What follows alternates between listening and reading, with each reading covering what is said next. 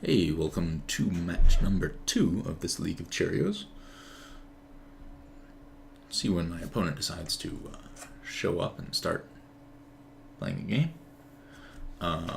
Alright, yes, I have Dork and 2 lands. I keep.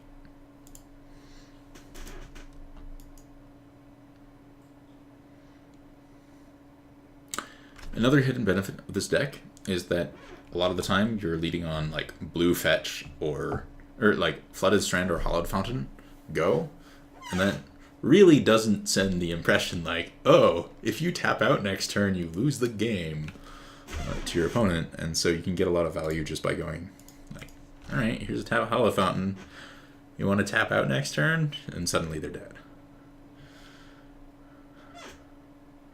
Like if this guy plays an opt into a thing in the ice or something.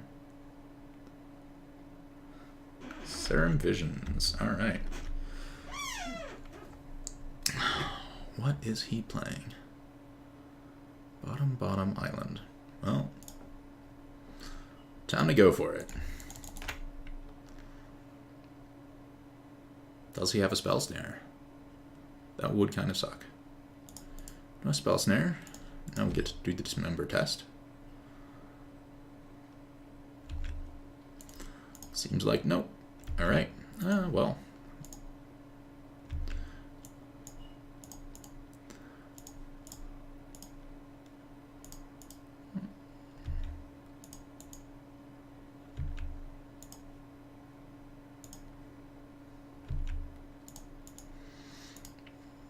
Would really like to draw more of my equipment.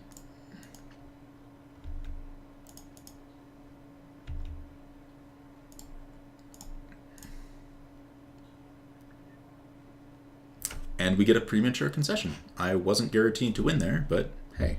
So let's see, just for the sake of the argument,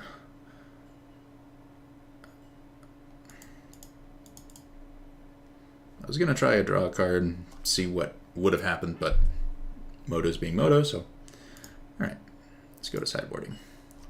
I've seen blue cards. I don't know what blue he's playing. Against most blue, I'll want Mentors. And maybe a Silence, and I'll go down a couple, some Sigils. But he could be a lot of things, and so I don't want to like board heavy into the silences. It's possible that this much boarding is overboarding. You really don't want to do too much sideboarding with this deck, just because there's so many things that can. You're trying to have an engine, and you really need to have the critical mass of 0-drop artifacts to like keep you going.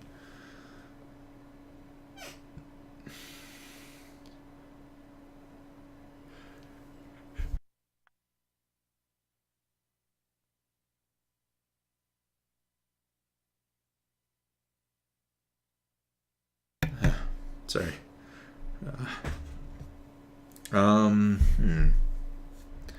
This hand is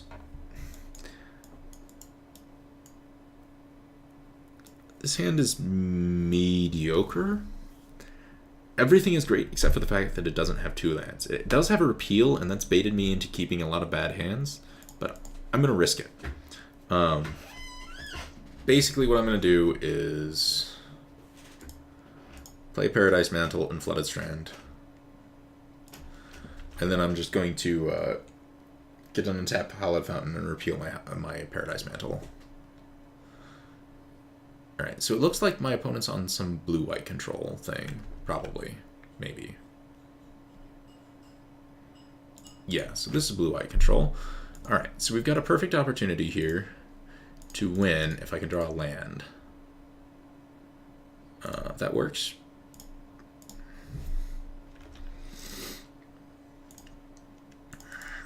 Since we're playing against blue-white control, do not want to fetch basics.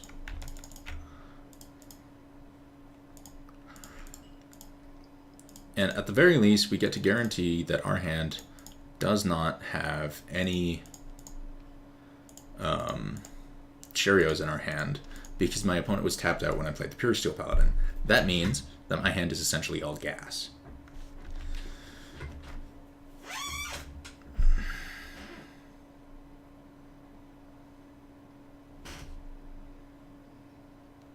Alright, so there's an oust. Second from the top.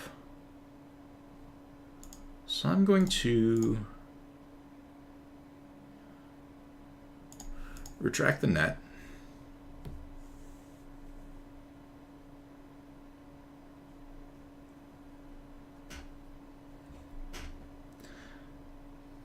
Retracting the net will draw me into the other paladin, and then I can fetch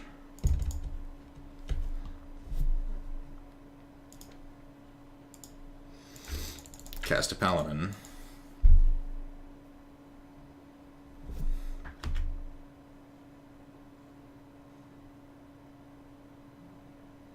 And I'm going to pass the turn from here. I should have equipped that one. That part was a mistake. The reason I'm passing with Paladin here is because my opponent is either going to have to answer it, or I'll play another Paladin and then start comboing off.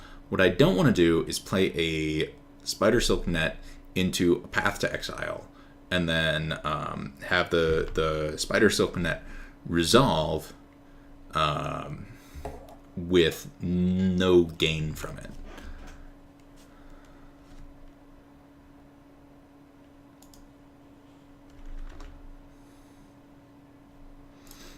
So step one, we equip to here. He's incentivized to deal with it then.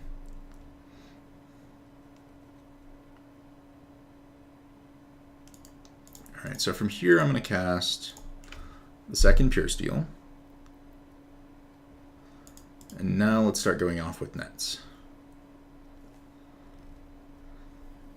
And if my opponent's just got nothing, he's dead.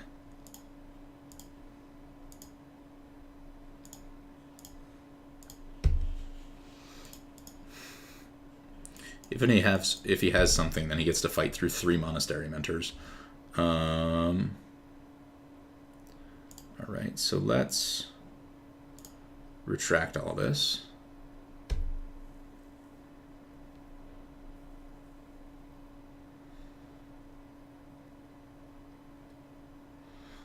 He negates the retract.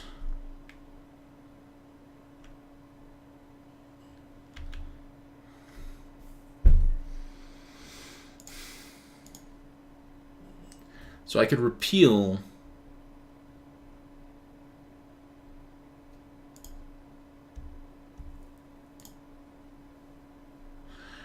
I could Noxious Revival and then try to repeal to get the retract.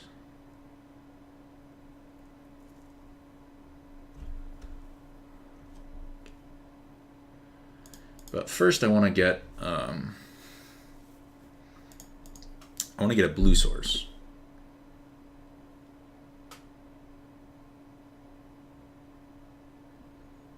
Although I might actually be out of fetchable. I think I only have 3 Hallowed Fountains, so that might be a problem.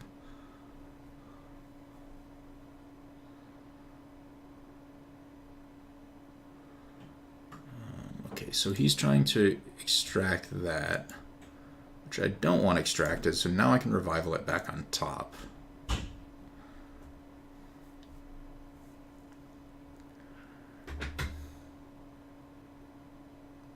And he concedes from there. All right. So that was 2-0 against Blue-White Control. Cool. See you next match.